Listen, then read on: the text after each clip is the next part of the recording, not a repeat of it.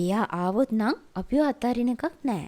මේක ඉංග්‍රීසියෙන් කියන්න කියලා කවුරු හරි ඔයාලට කිව්වොත් ඇත්තටම කියන්න හිතද්දිම අපිට කියන්න ඕනේ වචන ටික පැටලෙනවා නේද? කියන්න ඕනේ වාක්‍ය රටාව මොකක්ද කියලා අමතක වෙනවා නේද? අන්න ඒකට හේතුව තමයි if කියන grammar කොටස හරියටම යොදන හැටි ගැන අපිට අවබෝධයක් නැතිකම. ඉතින් මේ වීඩියෝ එකෙන් අපි ඉගෙන ගමු මේ වගේ වාක්‍ය ඛණ්ඩයක් ඉංග්‍රීසියෙන් කියන්නේ කොහොමද කියලා.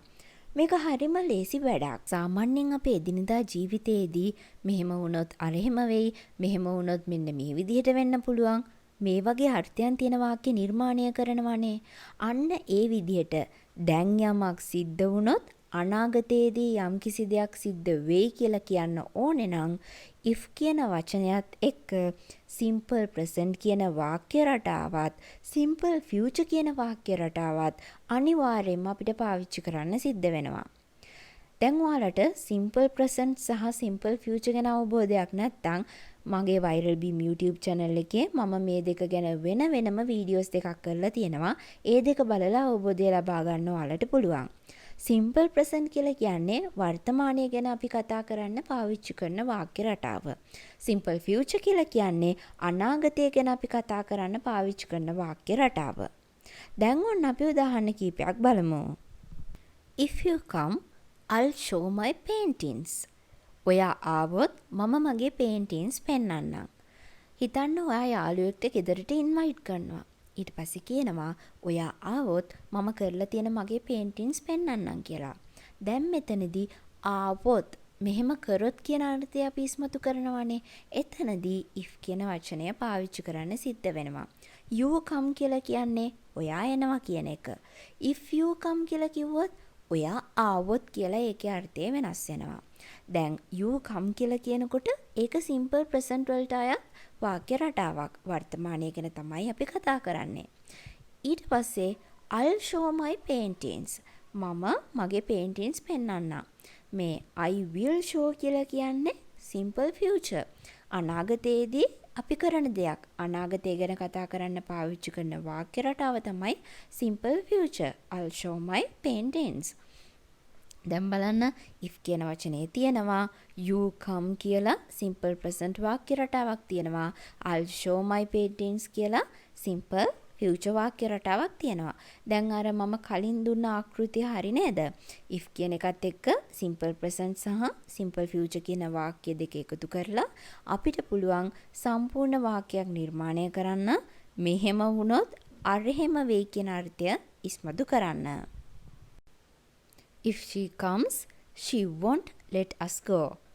එයා ආවොත් එයා අපිට යන්න දෙන එකක් නැහැ.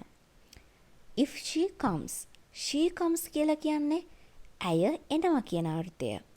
If she comes කියලා කිව්වොත් ඇය ආවොත්. She won't let us go. එහෙම නැත්නම් she will not let us go. ඒ කියන්නේ ඇය අපිට යන්න දෙන එකක් නැහැ. she will not කියලා කියන්නේ ඇය කරන්නේ නැහැ කියන අර්ථය. මොකක්ද කරන්නේ නැත්තේ? let කියන්නේ ඉඩ දෙනවා. us go අපිට යන්න ඉඩ දෙන්නේ නැති වෙයි. දැන් ඇයි මම මෙතනට she come කියලා කියන්නේ නැතුව she comes කියලා පාවිච්චි කරේ? ඔන්න ඔතනදී simple present ගැන ඔයාලා දැනගෙන ඉන්න ඕනේ. බලන්න මෙතනත් simple present වාක්‍ය රටාවක් තියෙනවා. simple future වාක්‍ය රටාවක් තියෙනවා. if කියන වචනේ තියෙනවා. මේ වෙලාවේ යම් කිසි දෙයක් වුණොත් අනාගතයේදී මෙන්න මෙහෙම සිද්ධ වෙයි.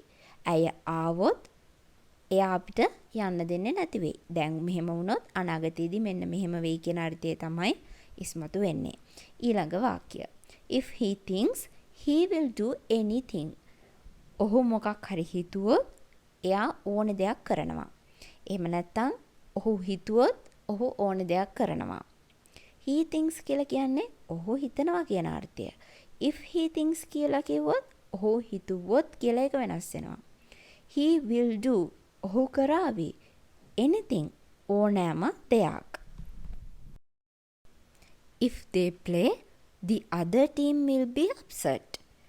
ඒගොල්ලෝ සෙල්ලම් කරොත් අනිත් කණ්ඩායම upset වෙයි. they play කියලා කියන්නේ ඒගොල්ලෝ සෙල්ලම් කරනවා. if they play කියලා කිව්වොත් ඒගොල්ලෝ සෙල්ලම් කරොත් the other team අනිත් කණ්ඩායම will be වේවි මොනවද වෙන්නේ? අප්සෙට් වේවි. තව දෙයක් ඉගෙන ගන්න. ඇයි මම the other team නැතුව the other team කියලා කිව්වේ? බලන්න මේ the එකට පස්සේ other කියන වචනේ තමයි එන්නේ. other කියන වචනේ පළවෙනි අකුර O. A, E, I, O, U කියන vowels වලින් එකකින් පටන් ගන්න වචනයක් තිබ්බොත් ඊට කලින් යෙදෙන the අකුර අපි කියවන්නේ the කියලා. ඔන්න දැන් ඔයාලට පුළුවන් මේ ග්‍රැමර් කොටස පාවිච්චි කරගෙන අලුත් වාක්‍යයක් අපිට නිර්මාණය කරලා කමෙන්ට් එකකින් ඉදිරිපත් කරන්න. ඉතින් ඒ වගේම අපිව තාමත් subscribe කරලා නැත්නම් ඔන්න අමතක නොකර subscribe කරලා ඒ ළඟම තියෙන bell icon එක click කරන්න අමතක කරන්නත් එපා. එතකොට මම අලුත් වීඩියෝ එකක් දාපු ගමන් ඔයාලට පුළුවන් ඒ වීඩියෝ එක බලන්නත්.